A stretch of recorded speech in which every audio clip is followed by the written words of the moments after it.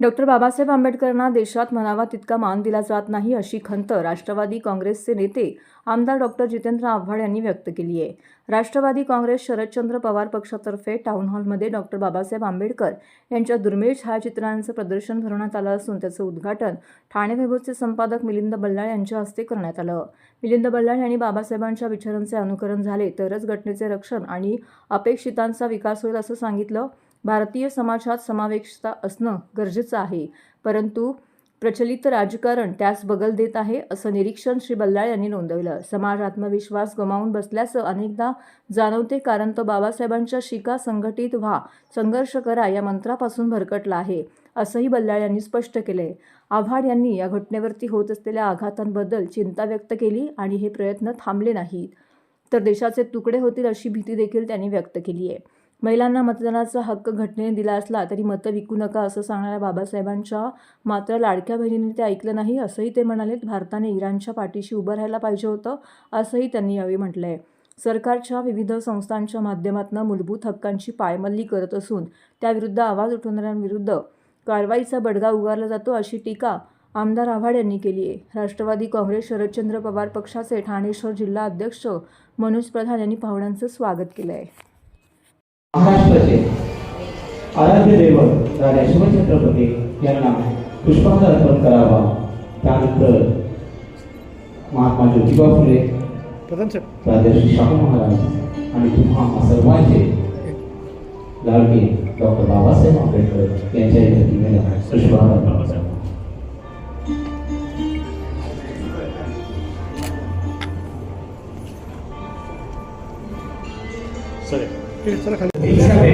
ज्ञानाचं प्रतीक म्हणून पुस्तकरूपी भेट देऊ आणि आपल्या साहेबांनाही पुस्तकरूपी भेट देऊन त्यांचे स्वागत करण्यात येत आहे। टाळ्यांच्या गजरात स्वागत करायचं। बाबासाहेब स्वतः मोठे पत्रकार होते, आपल्या सर्वांना माहिती आहे। मी प्रदर्शन बारकाईने पाहिलं तर त्याचा सुद्धा इथे तुम्हाला उजळता उल्लेख दिसेल। 1920 साली मुकनायक नावाचं त्यांनी पहिल्यांदा साप्ताहिक काढलं। मग 1927 साली त्यांनी बहिष्कृत भारत नावाचं एक पुन्हा नियतकालिक काढलं। 28 साली समता नावाचं काढलं, 30 साली जनता काढलं आणि 1956 साली प्रबुद्ध भारत याचं त्यांनी प्रकाशन केलं आणि ते व्यवस्थित काढायचं। त्याचं कारण असं होतं की केवळ त्यावेळच्या घडामोडी आपण द्यायच्या नाही, तर त्या घडामोडींमागचं जे काही समाजकारण आहे, राजकारण आहे आणि जे विचारमंथन आहे ते बाबासाहेबांची तळमळ होती की ते लोकांपर्यंत जायला पाहिजे, लोकांनी त्यातनं काहीतरी बोध घेतला पाहिजे, शिकलं पाहिजे। पहिल्यांदा सांगितलेलं जेव्हा मतदानाचा अधिकार दिला की तुमची मतं विकू नका, डॉक्टर बाबासाहेब आंबेडकरांनी अतिशय स्पष्ट शब्दात सांगितलेलं तुमची मतं विकू नका, गरिबीत दिवस काढा पण कशाचेही पैसे घेऊ नका, एक वेळ अंगावर कपडे नसतील तरी चालतील, कालचे कपडे आज धुवून घाला पण स्वतःला विकू नका। पण नेमक्या समाजात तेच घडतंय। 1000, 2000, 3000 ते मत लोक लाईन लावून मतं घेतात पण पैसे घेतात। मग याच्यासाठी तुम्हाला दिलेला अधिकार। इंग्लंडमध्ये आणि अमेरिकेला महिलांना मतदान मिळवण्यासाठी 300 वर्ष लागली, 300 वर्ष संघर्ष करावा लागला, तेव्हा पुढे महिलांना मतदानाचा अधिकार मिळाला। हा भारत हा पहिला देश आहे जिथे ज्या दिवशी संविधान आलं त्या दिवशी महिलांना मतदानाचा अधिकार आला।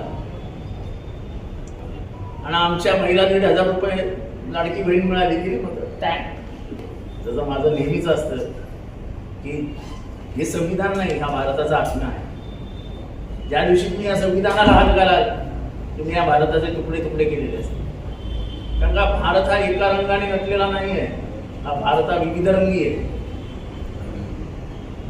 भारताचा अभ्यास करायचा असेल तसं ईशान्येकडे येऊन दक्षिणेकडे या, दक्षिणेकडनं वर्ण चालत गुजरातच्या मार्गे परत काश्मीरला जा आणि काश्मीरवरनं परत ईशान्येकडे जा, तुम्हाला समजेल की भारतामधले रंग किती आहे। आणि म्हणून जनगणमना ऐकताना पूर्ण जनगणमना ऐकताना किती हुशारीने लिहिलेलं आहे आणि कसे त्याच्यात सगळे भारताचे रंग, भारताच्या नद्या, भारताचे डोंगर दर्या यांचं कसं वर्णन आहे त्या जनगणमनेमध्ये पूर्ण लिहिलेलं आहे तिथे। काय दुर्दैव आहे की गोव्याला बीजेपीचाच मुख्यमंत्री, तिथे मुख्यमंत्री सांगतो की गोमांसावरती आम्ही सबसिडी देऊ, स्वस्तात देऊ, बाजूला महाराष्ट्र गोमांस खाणाऱ्याला माणूस या देशात आणायचा कायदा तुमचा पक्ष आहे ना. तुम्ही एक कायदा आणा ना, तुमचा पक्ष ज्या ज्या देशावर राज्यात आहे तिथे सगळीकडे एक कायदा आणा. तुम्ही सांगा ना केरळमध्ये निवडणूक लढवत आहे की आम्ही केरळमध्ये निवडणूक जिंकलो तर गोमांसावरती बंदी आणू, सांगा. सांगा तमिळनाडूमध्ये पण. मग काय सांगत नाही तुम्ही? काय गोव्यामध्ये सांगत नाही तुम्ही गोमांसावर बंदी आणू? ती नेमकी महाराष्ट्रातच का हवी असते तुम्हाला? हे प्रश्न विचारले की लोक असे काय काही प्रश्न विचारतो, काय बरोबर आहे, काय बरोबर आहे, बरोबर काय, कोणाला काय खायचंय, कोणाला काय प्यायचंय पिऊ द्या ना, तुमच्या बापाचं काय जातंय. आणि हे स्वातंत्र्य तुम्हाला संविधानात फंडामेंटल प्रिन्सिपल मूलभूत स्वाधिकार जे आहेत त्याच्यातनं दिलेलं ना, right to freedom of speech. बोलायला गेले की तू कुणाला कामराला पण आतमध्ये आणि बाकी जे बोलतात तेही आतमध्ये लावलेलं आहे. कसे काय बोलणार बल्ला साहेब? जरा बोललं की एनसी नौपड्यामध्ये. आजकाल पोलिसांना काही कामच नाही, जरा फोन आला तुम्ही असं नव्हतं. पोलीस कोणाच्या फोनवर काम करत नव्हते. एक छेडणींची मुलाखत आहे, तुम्ही काय गँगस्टरच्या वरनं बोललाय. त्या गँगस्टरसाठी एक आमदाराने फोन केला त्यांना, तर झेंडेंनी काय उत्तर दिलं हे ऐकण्यासारखं उत्तर.